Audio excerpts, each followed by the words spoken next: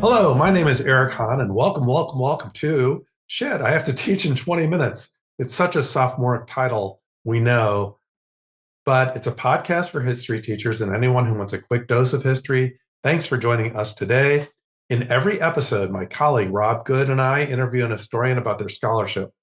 We ask them to identify the most important concepts they think teachers should share with their students about the topic for the day. We also include free lesson plans that can be downloaded from the episode notes linked to this podcast. Rob, what's our focus for today?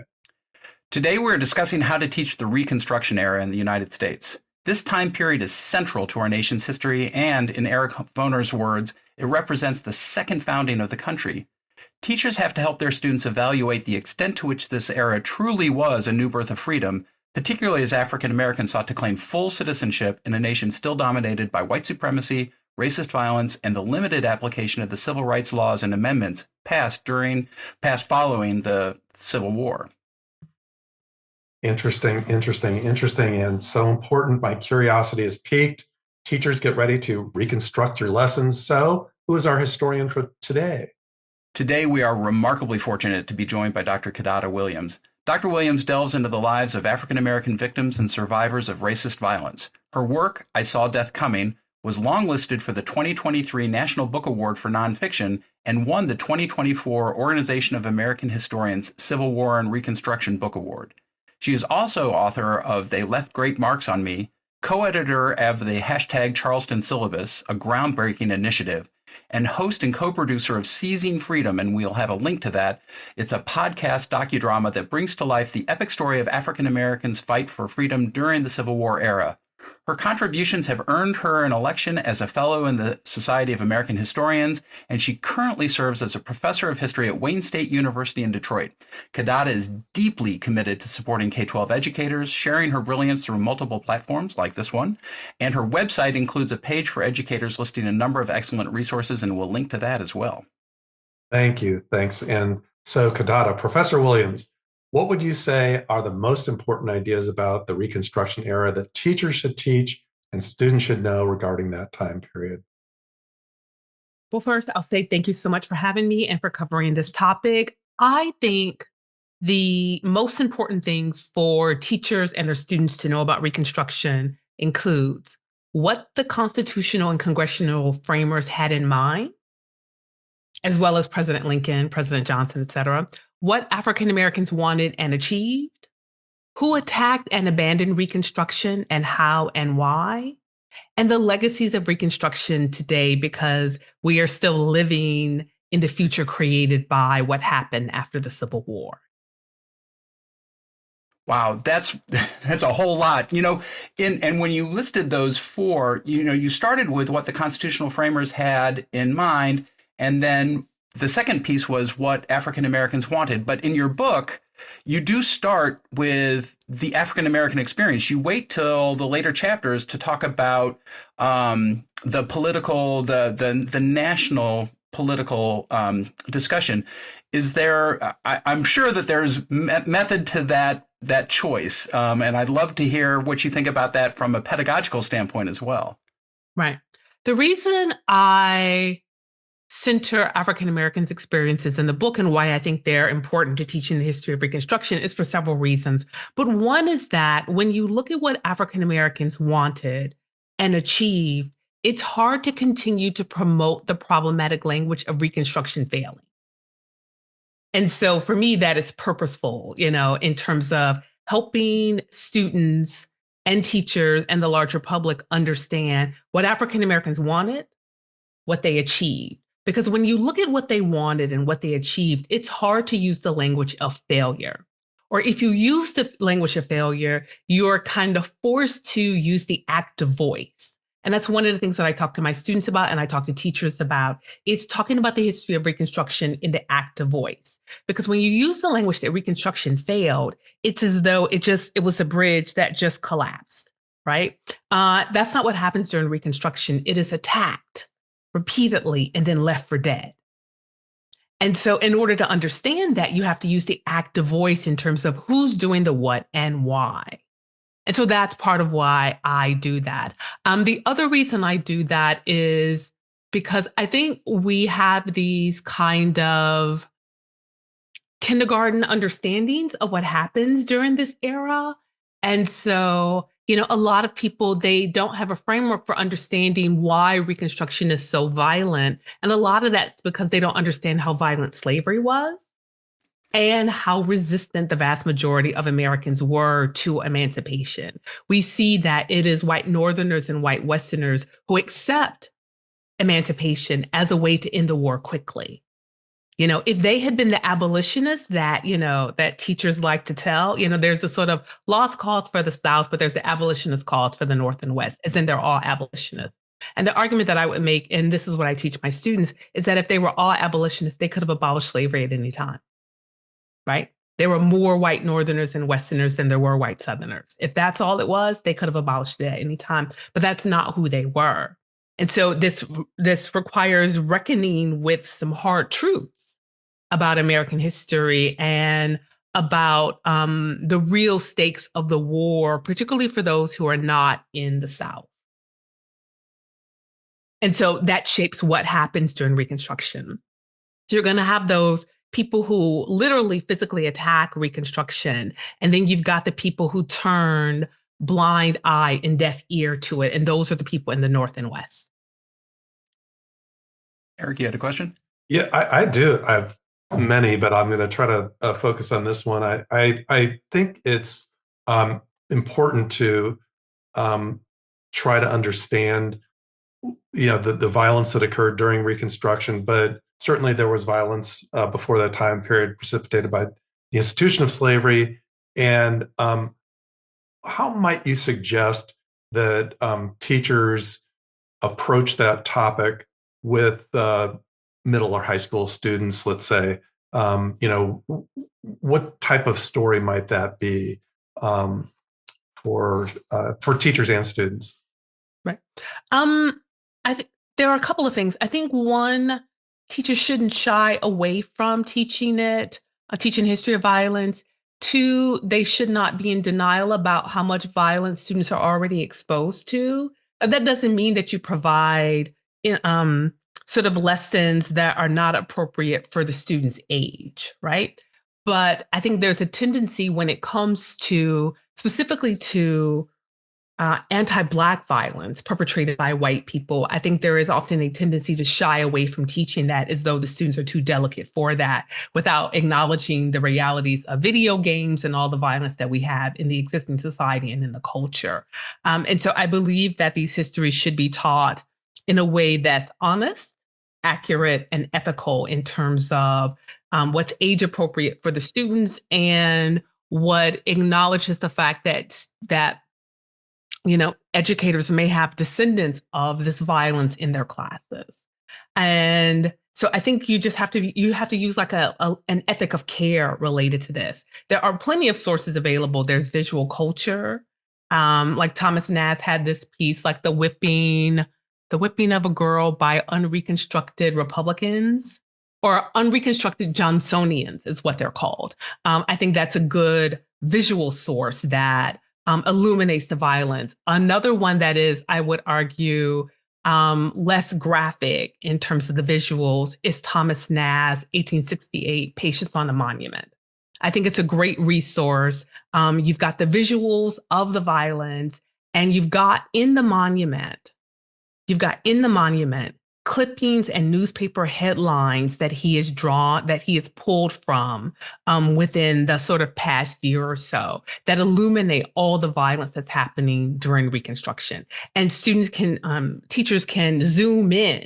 help the students zoom in on the text in the monument and zoom in on the vignettes around the monument to get a sense of the scale of the violence, the who's doing the what, that I think is really productive when you combine it with a text that illuminates the resistance to African Americans' freedom. And I think that's the other thing about the violence, is that sort of accurate and honest evidence-based history that's ethical requires acknowledging that African Americans are not doing anything to instigate the violence beyond acting on their freedom, right? They're doing what the federal government expects. They're trying to get jobs. They're trying to take care of their families. They're trying to remake their trying to sort of rebuild their lives from scratch, but they're receiving or they're experiencing resistance all around. And that resistance is often violent, much like the slavery that existed before their emancipation. So I think what teachers need to make sure that students understand is that this violence is part of a larger freedom denying exercise or a freedom denying enterprise. And there are plenty of sources that attest to that. There are different types of violence. So educators can look at the visual culture, they can look at the Black codes as part of this freedom denying enterprise. And what I would encourage educators to do is to look at the Black codes from their states in particular, to kind of bring it home, like the levels of resistance to African Americans' freedom and the different forms it takes. And even in the North, there were Black codes that were not, that pre-existed the Civil War as well. You had mentioned Thomas Nast, and, I'm sure many of our teachers are very familiar with the worse than slavery image that's always there. Yeah. And I found that it's kind of a problematic image because the two enslaved people or the two recently freed people are on their knees. Yeah. And you'd also mentioned the problem that if they really wanted to change this, they would have. And Nast is kind of a tricky source to use because he buys into white supremacy. I had a lesson that put that image next to the worse than slave or colored rule in a reconstructed state image where he portrays Black people in standard tropes. And so that problem of white supremacy, that sort of its flip side, one is sympathy, and then the other is contempt Right. on either side. And how they can blend together. Right. And I think good age-appropriate lessons grapple with that. That's one of the things that I talk to my college students about. It's looking at Nast's past, looking at his evolving attitude over the course of Reconstruction, but still grappling with the realities of the visual sources, that part of that material culture for helping us understand the moment and the different perspectives and attitudes that different people have, including different white people. Right. White people are no more a monolith than Black people. And so helping students understand that, I think, is also part of is an important part of understanding this history. Can I follow a question around the violence? And then, because you make a really interesting point in the book about resistance, and that resistance isn't just Black men with guns. I think that a lot of teachers may teach, for instance, the Colfax massacre as a way, and that is important resistance. But you also talk about everyday resistance. Could you talk a little bit more? Because I think one of the things that teachers grapple with is, as I bring these stories of violence and oppression in, how do I balance, as LaGarrett King would say, with stories of resistance and resilience as well? Right. So I think the understanding the resistance is really important. My students, especially those who've taken the first part of the AFAM survey with me, know and are often surprised by how much African Americans resisted their enslavement. Right. Resistance has been narrowed down in K through 12 to escaping during the, via the Underground Railroad. And that is part of it, but it's kind of a kindergarten approach to it, right? It's a story that you give kindergartners, but what my students attest to is the fact that they're still getting that kindergarten version in high school. And so they are not prepared to grapple with the realities that they see when they come to a class like mine. And it's all the ways that resistance, it takes many different forms. And so resistance to Reconstruction violence takes many different forms. There's self-defense, armed self-defense. There is flight. People will go to new and different communities. There are like a variety of things in terms of rebuilding their schools, rebuilding their homes when they've been destroyed, trying to rebuild their families. That's a big part of what you see during Reconstruction, and even the violence that's unleashed on them. And another underappreciated part of the resistance is holding on to the memory of what happened during Reconstruction. That's one of the things that we see represented in African American culture. It's in poetry, it's in the visual culture, it's in the arts, it's in the music, this memory of this period and everything that they gained and lost to racist violence during Reconstruction, I think is also part of it, because you really can't understand this moment and its legacy if you don't understand those complexities of African American resistance. My students are often struck by, I believe it's Joseph Rainey's statement, and the Negro will never rest until he gets its rights. Mm-hmm. Right. And he says this as Reconstruction is being dismantled, right? It's acknowledging you may be attacking these rights at this moment, but we will never rest. Do you have a way that you associate the legacy of Reconstruction with the African American experience and ongoing issues out of slavery, but out of Reconstruction, and with students or constitutional issues, anything like that? I think students would really benefit from understanding, what it takes for a nation like this to sort of move from that violent era to where we are now. Well, one of the first things I'll say is that I recommend the National Museum of African American History and Culture Searchable Museum. It's a great resource that's got these specific lesson plans and artifacts on Reconstruction and a complete section on the legacies of Reconstruction. I think one of the things that we see, or that I try to instill in my students for understanding Reconstruction, and this goes back to my original 4 points, understanding what the constitutional and congressional framers intended and what African Americans wanted. Because what we see in the freedom struggle that emerges out of Reconstruction's overthrow and abandonment, this response to Jim Crow, the installation of Jim Crow, what we see is African Americans constantly turning back to the Reconstruction Amendments and the Civil Rights Amendments, particularly the Civil Rights Act of 1866. And, Martin Luther King Jr. even says, we're not asking for anything new. We want what you put on paper. It's a promissory note. Yeah. Exactly. Yeah. We want what's already there. And so helping, I think helping students understand that what African Americans want, is what's promised in the Declaration of Independence. They want what's promised in the amended Constitution in terms of the 13th, 14th, and 15th Amendment. And that is what they're fighting for in the Jim Crow era. But what they're also experiencing is the same type of resistance to their fight for rights, for liberty and justice that we saw during Reconstruction. And so what students need to be able to see are the through lines, right? The through lines in terms of the freedom denying enterprises and understanding that Jim Crow is a freedom denying enterprise, right? And that African Americans are resisting it in all types of ways, from its installation through the time when the civil rights movement bursts on the scene.